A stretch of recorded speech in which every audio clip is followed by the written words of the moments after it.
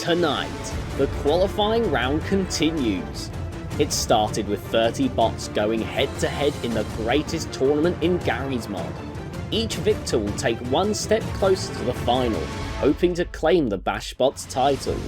Previously, Cosmo, Ursula, Type 18 and Thunderwave all moved on to the round of 16. Tonight, 8 more robots will battle it out for the chance at winning the championship. This is BashBots, the qualifiers.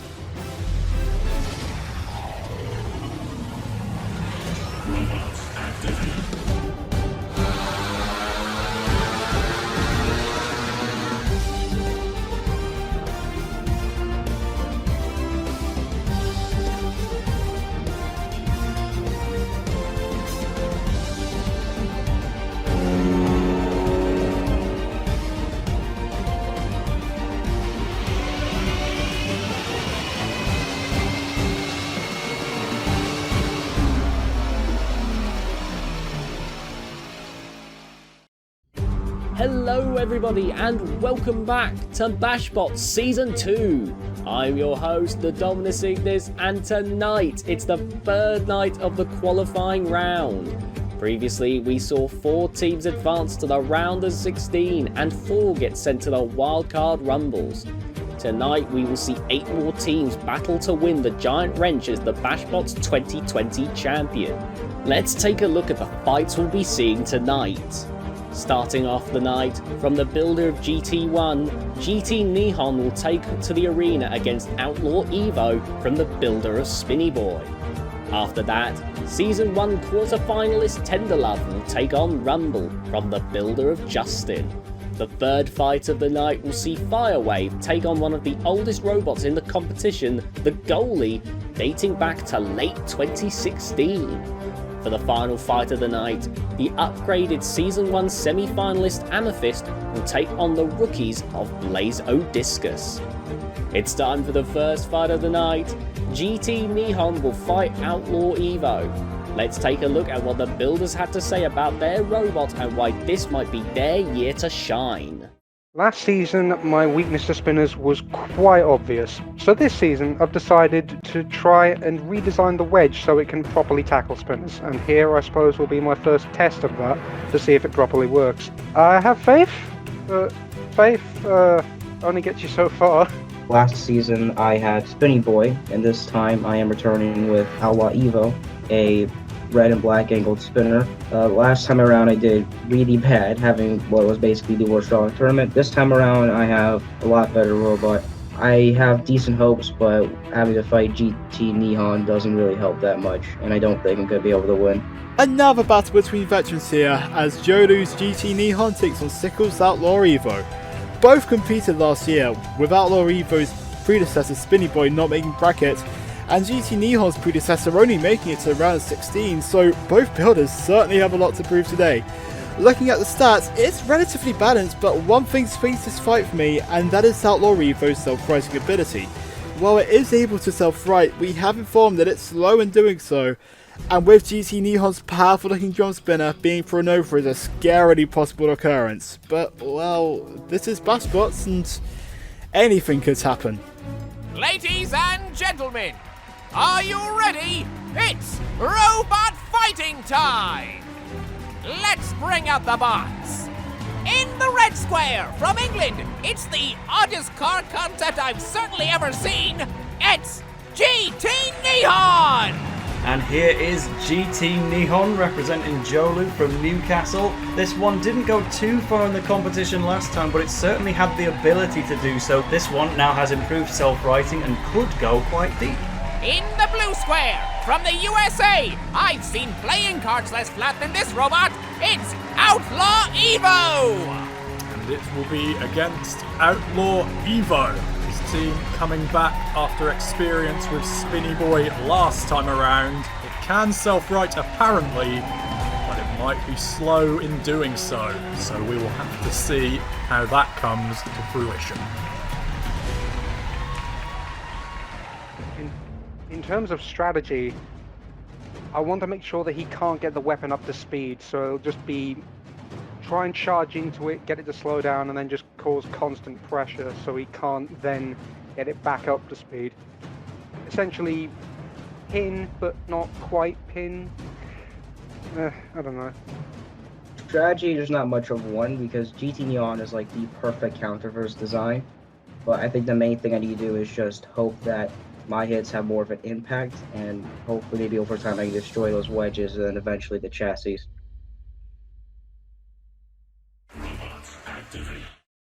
The smaller drum, the bigger bar spinner. Who will come out on top?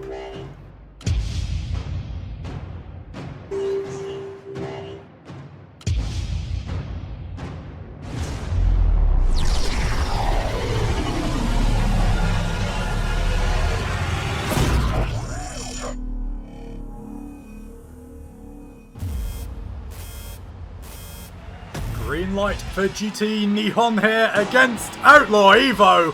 And that was a really good defensive hit from the Outlaw. But now he goes up and away. And once again, he was bored. He wanted some flying lessons. Now he'll show us if he can self-right maybe. Oh dear.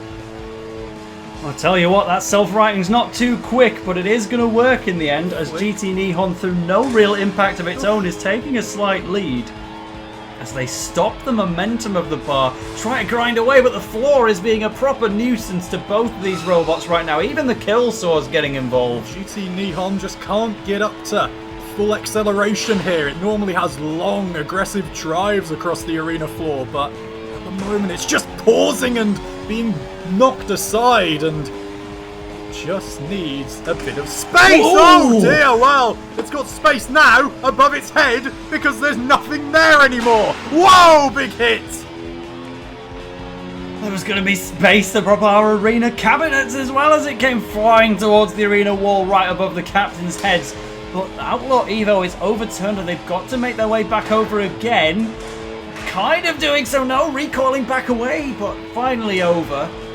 Yes, GT Nihon slowly making its way into this one now after that exchange. Oh, the impact of the kill saws throwing Outlaw Evo into the skies, and then GT Neon throwing itself over with a big clash. And now we are back to GT Nihon's old ways, where it has to use its old ways to self-right, and did so with the drum. Now, can Outlaw Evo here avoid the bloody arena hazard for more than a few seconds? It has to get itself back over again. That was a good flick from the Nihon. I think it's trying with the one arena hazard we've got left, and that would be the arena wall. But actually getting GT Neon over with that hit, and it's got to turn itself back over quickly as it gets pinned over the arena spikes and takes more damage. This certainly isn't hyperbole to say that Outlaw Evo has spent more time overturned than right way up, but can GT Neon here punish it and take advantage? It's just clipping away, unsure how to fully take advantage, and now the bar spinner is back over. Yeah, one thing it does have to its credit is that it does have the lower wedge, so GT Nihon is being forced to innovate, or just go with a straight full-on charge and knock it straight over, and Outlaw Evo has to self-right again, but does so much more effectively on this occasion, actually, as it goes to hit that Shremek for a bit of vengeance. Well, we are closing in on 0, and it's been an interesting one here. Not exactly the best control from Outlaw Evo, a little bit pensive at times from GT Nihon, but also having good periods. And there is the end of this one. Crikey, so not the closest decision in the world for the judges to make, but still competitive enough. We did, of course, see Outlaw Evo use its bar spinner to not only deliver that exciting opening impact, also ripping the spoiler from the top of GT Nihon, which should have taken away its ability to self-right, but still managed it anyway and otherwise controlled the pace of the match. The results from the judges are in. The winner, by unanimous decision, is GT Nihon! And on that judge's decision, GT Nihon moves on and Outlaw Evo will have to fight again. It's time for fight 2 of the night. Previous quarter-finalist Tenderlove will take on Rumble. Let's hear what the builders had to say. So since last season, most of the improvements that I've done to Tenderlove have been about speed and about making its lift to work. That was one of the main problems I had with it last year. Even though it worked as a control bot, I'll say it like that, it was much too slow. But I've managed to fix that at some slight expense of weight. So I think overall it should be okay. Yeah, that last season, I don't think I really did that good. But hopefully this season I'll be able to do way better since hopefully it's better at driving and all that stuff. Tenderlove is back! The memorable top 8 finisher from last time is ready to show everyone that you don't need a flashy spinner or a flipper to do well at BashBots. All it takes is good driving, good armour, and just a hint of luck. Boasting an improved drivetrain, Nerody's machine might have weaker armour now, but it shouldn't be taken any more lightly than it already was. Meanwhile, yet another veteran of BashBots, Rumble, prepares to fight. Built by Justin, who entered BashBots with the robot of the same name last time, we have a major change as Rumble shows itself to be a horizontal spinner who, despite having stability issues, looks to be a powerful force in the competition. So let's see how this fight unfolds.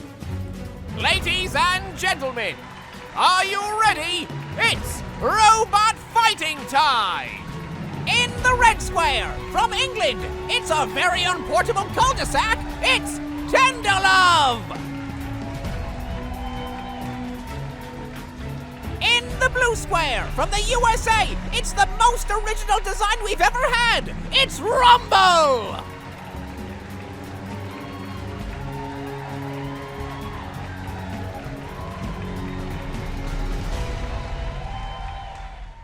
So my strategy, even though is a rookie team, still a spinner, and Tenderlove this year not quite as good as taking on spinners as it was last year. I found that out in testing. So I shan't underestimate him. He can quite easily beat me.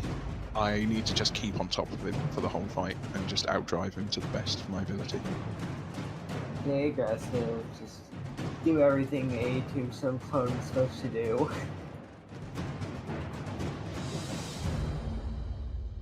Yeah.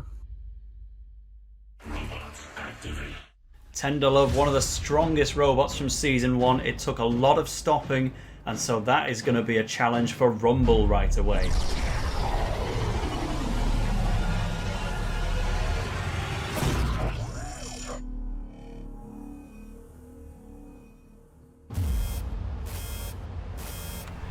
Well, we know what we get from Tenderlove. Control and aggression. And Rumble has not got going at all here. It might be different from Justin, but are we about to see the same old incompetency from this team? Oh no. Well, I'm not about to call the buzzer on them too soon. That bar spinner looks capable of doing some damage. Yeah, if it stays on partially the floor, to itself there. As it takes a bit of a hit of its own making from the grinder, struggling with stability quite a lot here, but actually, that's a bit of chip damage there on Tenderlove. We expected more control from the veteran there, but it didn't come to pass. Rumble is literally just pulling itself around the arena here with its bar spinner, but at the same time, Tenderlove is struggling to get to grips with it yet with that grate of its. Yeah, you have to imagine Rumble is the one earning all the damage points here. It's earning none of the control points at all. Just by default. You can't really give it any aggression either, but this is more even than it looks, I must say. But we need to see a bit more controlled movement from Rumble in here the second minute of the fight if it's to truly earn a win. Instead it starts chipping into the floor. Well, we are waiting for a moment. Oh, that's a good fling! And it might be suspended there as well, Rumble. I think it is. And Tenderlove coming from nowhere, clamping its prey to the arena wall and getting what is surely a KO win. Yes. And there we go, it's locked in. So that's one of the quickest wins here in the qualifying round. Well done to Tenderlove for that one. There was, of course, danger. The weapon usage not too great from Tenderlove until the KO blow. They were taking damage from the bar spinner of Rumble. But in the end, one of our most judges' decision-heavy machines ends up going for the KO blow via weapon. Unusual for Tenderlove, but it worked out perfectly, resting Rumble on that spinner. Winning by KO, Tenderlove secures its place in the next round, and Rumble will have to fight in the wildcard Rumbles. Next up, Firewave will be taking on the veterans of the goalie. Let's listen in to what the builders had to say about their robots. So my robot is Firewave. It is a overhead tri-bar spinner. Last season I died to a Tube clone, mostly because I had too short range and he hit my chassis directly for the kill. So now I have more range and hopefully, but soft rate is also a bit improved. It has more flips now, but it's still a bit unreliable, so that's a problem. I should be fine as long as I don't fight like really big wedges or similar designs. So goalie is a very basic design that hasn't failed me in the past. It's just a generic wedge with a flipper. It's quite a powerful flipper. It's easy to drive, it's compact, and hopefully does the job. I'll be honest, I try to remain impartial when I write and record these, but I must say I am a massive sucker for horizontal spinners, and they really don't come any cooler looking than Firewave. Built by Mystic, Firewave was shockingly eliminated in one of the biggest upsets in BashBots to date, losing in the round of 16 to Stardust Crusader, but now it returns for Tri-Bar, promising more reach and more stability, and it has everything to prove now. But we cannot even begin to ignore its opponent. Built by Tibbles, the goalie is one of the most legendary robots, not just in BashBots, but in all of Garry's Wars ever to be created, at one time boasting a record of 12 wins and 0 losses. I don't think any more needs to be said as we knuckle down to prepare for one of the most elite tier qualifiers you could ever get. Let's get right into it. Ladies and gentlemen, are you ready? It's robot fighting time!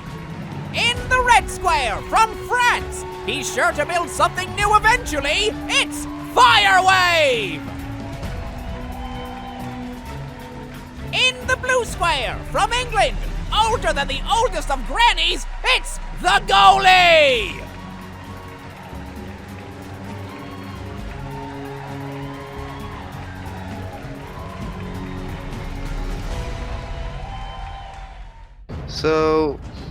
So this robot seems to have relatively exposed wheels and it doesn't have angled sides, so as long as I can steer clear of that giant flipper he's got, I should be fine. Obviously this is still a relatively threatening opponent because he's got a shadow wedge, so I really won't be able to hit him from the front, and also is a flipper and my stream mag isn't super reliable. But yeah, if I can keep getting to the sides and hitting those wheels, eventually he's going to lose drive and I'll win. The strategy for this fight is obviously stay away from a massive dry bar. It's a tremendous looking dry bar, I have to say. I have to avoid showing the back, including the chunky wheels on the robot of mine. So it's going to be a great fight, I think. I mean, it's a fight between, in my opinion, two of the most animated people when it comes to fighting in general. Not animated, say, as a conversational perspective, but in terms of the noises we'll probably end up making in the booth, and in terms of frustration and exasperation, will be tremendously stupendous. So the English goalie will be defending its net against the French striker of Firewave. Not Zinedine Zidane. It's a robot, alright.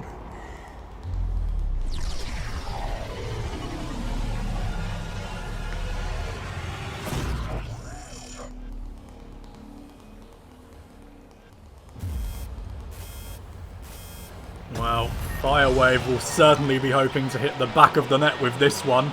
It's got a back area or two to hit there. They've chipped the side of the net, and they've hit that wheel directly, and the goalie Whoa, is already off the suffering, crossbar! but here comes the flip.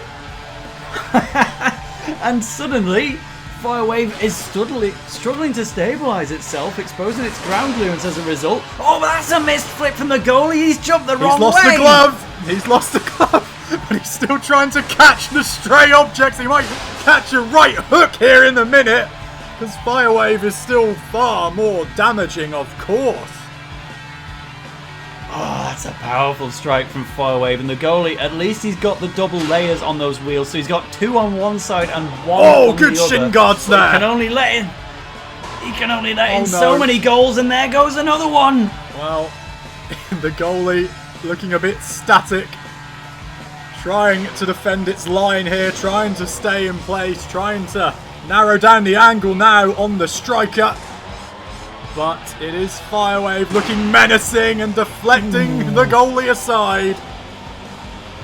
Thankfully, that was just an older wheel that it hit and not one of the new ones, so fair enough, the right catch was made there, but the goalie is purely on the defensive right now, and he's made a jump to the right, and there goes the other one as well. That's a two-legged tie and a half for you.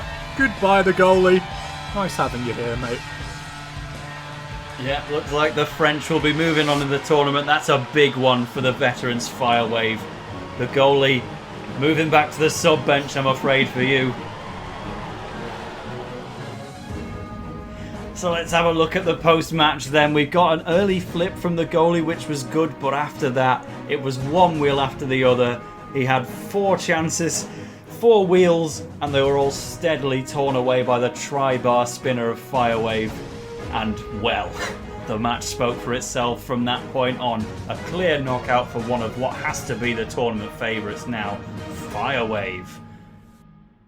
And winning by knockout, Firewave moves on to the round of 16, and the goalie will have to prove it still has what it takes to win and will be fighting in the wildcard rumbles. Now it's time for the final fight of the night. Amethyst will be taking on Blazo Discus. Let's hear what the builders had to say. Well, this season, Robots built a whole new robot. It's got 6 wheels instead of 4, so a bit more speed. And the weapon bar's a lot bigger, so hopefully do more damage. Gonna be good. So, my robot is called Blazo Discus, a vertical spinner. It's 4-wheel drive. It has difficulty self-righting, but I think I should be fine. I don't expect to do very well. If I get a win, then I'll be happy. And another member of the reigning top 4 shows their face in Amethyst. The wildcard undercutter from the truly brilliant mind of Spoodle bounced back right from a loss against Tenderloff last year, and then proceeded to provide upset after upset until it was stopped in the semi-finals.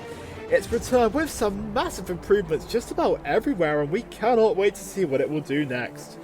Well, first, it has a great first opponent in doubles Blazo Discus, sporting a very useful anti-horizontal design. Amethyst certainly has its work cut out for it if it wants to go one step further this time, or let it go out in a blaze of glory. Ladies and gentlemen, are you ready? It's robot fighting time! Let's bring out the bots. In the red square from Wales, it's the only robot in the competition that is 110% wedge. It's Blazo Discus! So here we have Blazo Discus representing Wales with a very uniquely designed vertical spinner. The main strength is its anti-horizontal spinner wedge. In the blue square from England, it's only mildly physically impossible, but you can try telling that to its builder. It's Amethyst! And a formidable opponent it is, one of the semi-finalists from last time around. Certainly wasn't expected to go as deep as it did, but it proved itself as we went along in every single fight. It's also been upgraded even further this season. Can it take 1 or 2 steps further to overall glory? My strategy is to try and get around the back where the spinner is and flip him over, because there's no point in going front, because even if I can get underneath that hinged wedge, I'm not going to get much purchase because it will just flap about. So I'm going to have to try and get either to the exposed wheels or the back to flip it over so we'll gain more purchase with the disc. Strategy for this fight is I'm going to just try run at him, get the weapon up to speed, hit him, and hope it goes well, try not to bounce out. Blazo Discus, could they be primed for an upset against our returning semi-finalists?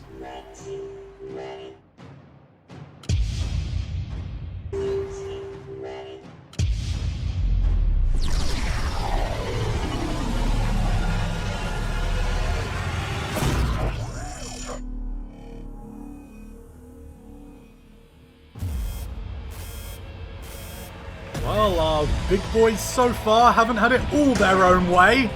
Amethyst will be hoping to get the better of Blazo Discus here, though. Yes, and it's certainly struggling. I think the wedge is lower on Blazo Discus until there. Oh! And there goes a side pod and a wheel as well. And that is what Amethyst is all about. You just find yourself in a vulnerable area on top of that blade randomly, and then it just clips away and shears away and causes damage aplenty, and it's doing that yet again here. Bit of a gyroscopic effect hindering Blazo Discus as well. It's only a little disc on that machine, but it's still lifting it into the air on a turn and into the air upon a hit apparently as well. Yes, Amethyst again trying to scoop Blazo Discus up and over and clipping it and flipping it and hitting it and trying to further damage it. And again it gets around the back and on the top, but a wheel's gone! A wheel's gone from Amethyst! Well, where did that come from? And a big hit to the wedge as well. That's going to put a dent in it and make it less effective, but it's still going to work if you gyro into the air and let Amethyst underneath you. That is some big chip damage until it's blasted away. Amethyst trying to compose itself again for another one of these scoop underneath and chip away underneath attacks. Doing it again. Blazo Discus can't get away and into some space to try and work its own weapon. And then it does so with a little jab again to that flapping wedge of Amethyst. Yeah, I tell you what, Amethyst's attacks, they are more damaging and they are showing more control as well.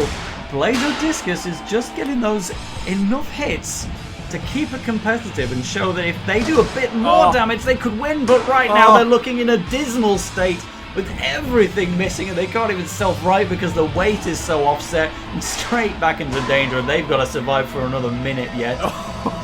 Well, it's been a brave effort here from Blazo Discus. Had its moments, but now it is just a plaything, and there goes the disc. Just Blazo, and it has been blazed out. Amethyst, for the most part, brilliant as always. So there we go, Amethyst proving last season was no fluke. I am one of the strongest machines in the field. You've got to fear it, especially if you're going to do that in the closing stages. Does that count as an out of the arena if there's no robot left to hit? Certainly there was a robot at the beginning of this, but Amethyst tearing into Blazo Discus straight away. Didn't have it all its own way, but you could certainly think it did. That was one of the main hits they received, but when their opponent was reduced to the contents of your average bin bag, there wasn't much to go home with. And absolutely destroying Blazo Discus. Amethyst shows that it is absolutely a title contender this season, moving on to the round of 16. And so the third night of the qualifying round has come to an end. We've seen GT Nihon, Tenderlove, Firewave and Amethyst all move on to the round of 16, while Outlaw Evo, Rumble, the Goalie and Blazo Discus will have to fight again in the wildcard bracket. From all of us here at BashBots, we thank you for watching and hope you enjoyed the show. We'll see you next time when the qualifying round concludes. But until then, good night.